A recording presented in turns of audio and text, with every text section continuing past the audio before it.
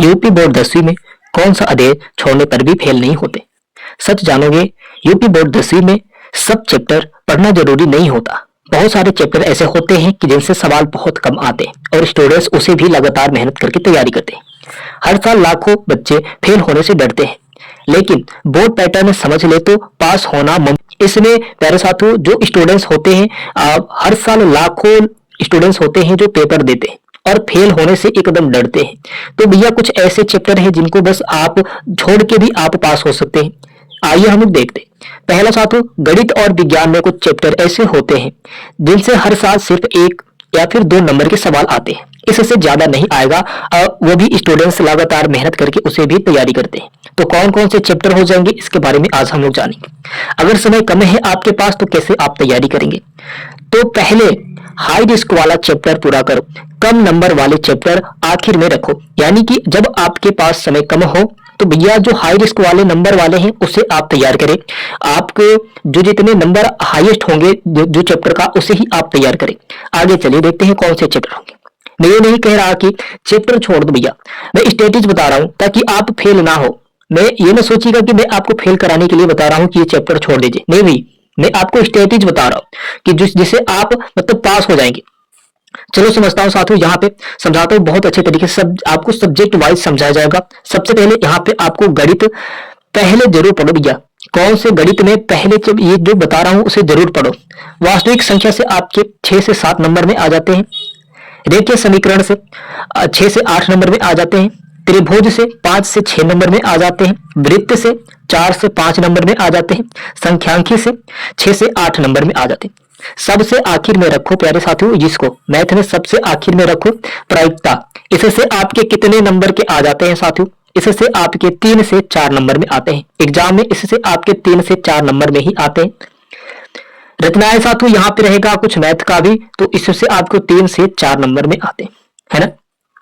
यहाँ पे इनसे अक्सर 1 से 2 सवाल ही आपको देखने को मिल जाते हैं बोर्ड एग्जाम में, प्रायिकता से और रचनाएं से। तो साथियों ये हो जाएगा आपके मैथ का। आगे चलिए, विज्ञान में आपको क्या करना है? पहले पढ़ो भैया कौन से रासायनिक अभिक्रिया आपको पढ़ना है। 4 से 5 नंबर में आता है रासायनिक अभिक्रिया। अम्ल, क्षार और लवण से आपके 5 से 6 नंबर में आ जाते हैं। जीवन प्रक्रियाएं, इससे आपके 5 से 6 नंबर में आ जाते हैं। मानव नेत्र से आपके 4 से 5 नंबर में आ जाते हैं। विद्युत धारा से आपके 6 से 7 नंबर में आ जाते हैं। वहीं पे बात करें आखिर में साथियों, रखो कौन से चैप्टर को आखिर में रखो आपकी अच्छे तरीके से वो भी तैयार हो जाए। तब यहाँ पे साथियों पर्यावरण आप रखिए सबसे आखिर में, प्राकृतिक रखिए सबसे आखिर में, और यहाँ पे संख्यांकियों का ये भी रखिए आपके लास्ट में, संख्यांकियों वाला, संसाधनों वाला, संख्यांकियों संसाधन वाला, और प्रबंध भी आपको सबसे लास्ट में ही रखना है।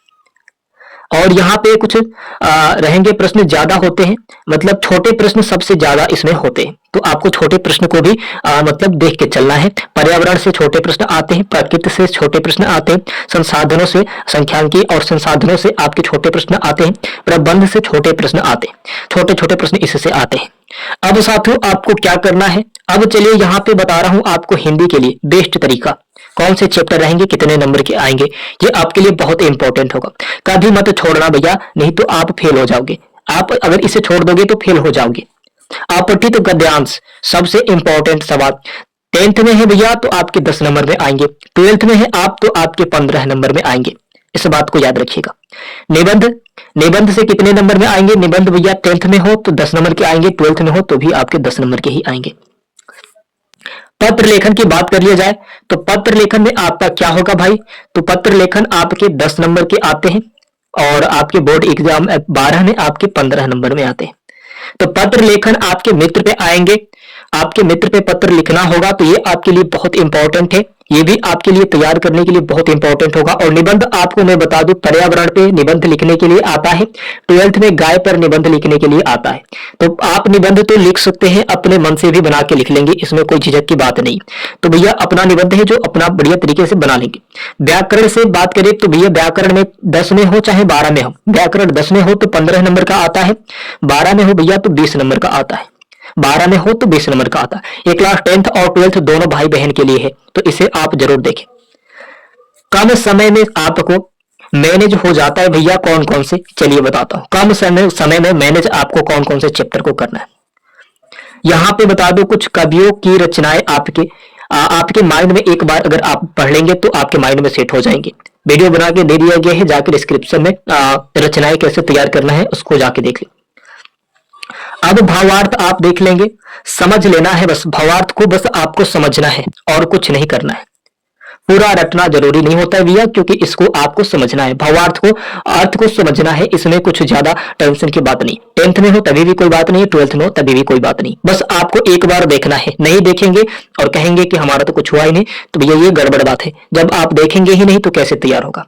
अब साथियों चलते हैं हम लोग अंग्रेजी पे। प्यारे साथियों अंग्रेजी में आपको क्या करना है, अंग्रेजी में आपको क्या करना है। यहाँ पे हिंदी में देखिए सबसे इंपॉर्टेंट सवाल अपठित गद्यांश रहेंगे और पद्यांश रहेंगे, यानी कि 15 नंबर और 15 नंबर 30 नंबर का 12 में आता है ना, गद्यांश और पदांश। और 20 नंबर आपके आते हैं 10th में गद्यांश और पदांश, तो 20 नंबर इसी से मिल जाएंगे, जो सबसे पहले चैप्टर पे देखने को, पहले पेपर पे देखने को मिल जाएगा, तो इंपॉर्टेंट होगा वो आपके लिए।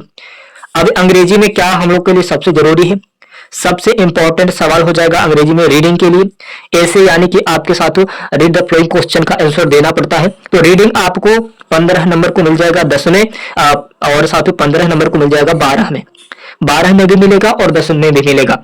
तो ये आपके लिए इंपॉर्टेंट सवाल हो जाएंगे इंग्लिश में, चाहे 10th में हो चाहे 12th में हो, दोनों के लिए मैं बता रहा हूं, चाहे भाई हो चाहे बहन हो, अपना रिविजन कर ले। अब रीडिंग आपके लिए पहला पैसेज आपको लिखने के लिए दिया जाएगा, वो आपके लिए बहुत जरूरी होगा। फिर होगा आपके पास ग्रामर, ग्रामर भी आपके लिए बहुत जरूरी होगा। राइटिंग साथियों यहाँ पे आपको लेटर भी लिखने के लिए दिया जाएगा, तो 10th में भी 15 नंबर में आता है, 12th में भी 15 नंबर में आता है। तो इंपॉर्टेंट ये सब सवाल है, आप इसे भी तैयार कर ले, तो ये इंपॉर्टेंट हो जाएगा अंग्रेजी के लिए। फिर से यहाँ पे लेसन याद करने का ज्यादा जरूरी नहीं होता है, बस आपको क्वेश्चन समझना जरूरी होता है। लेसन याद करते रह जाएंगे तो कुछ काम नहीं बनेगा, आपको क्वेश्चन को समझना होगा। प्यारे साथियों जहां पे पूरा फुल डिटेल्स आपको इंपॉर्टेंट बता दिए गए हैं। प्यारे साथियों आज आपके 31 दिसंबर है, 31 दिसंबर 2025। प्यारे साथियों आज से ये हम लोग का पूरा साल 2025 खत्म होने वाला है, आज से ये 2025 खत्म हो जाएगा। कल रात 12 बजे, आज रात 12 बजे प्यारे साथियों आपके 12:01 पे आपके 2026 हो जाएंगे, 2026 हो जाएंगे प्यारे साथियों। तो आपको क्या करना है, कैसे तैयारी करना है, बोर्ड एग्जाम 2026 क्लास 10th और 12th में कैसे क्रैक करना है, आपको पूरा फुल डिटेल्स बता दिए गए। आप वीडियो को फुल वॉच करें, तैयारी कर ले अपना, और वीडियो को हो सके तो शेयर कर दे। धन्यवाद प्यारे साथियों। आपको पहले से ही एक्स्ट्रा में मैं बता दूं कि हैप्पी न्यू ईयर प्यारे साथियों, प्यारे भाई प्यारे बहन, हैप्पी न्यू ईयर। अब तो समय, अब हम लोग कल मिलेंगे, यानी कि अब कल मिलेंगे, तो इससे पहले एडवांस में आपको हैप्पी न्यू ईयर। प्यारे साथियों एक लाइक सब्सक्राइब कमेंट कर दे, एक प्यारा सा हैप्पी न्यू ईयर कर दे, है ना। धन्यवाद।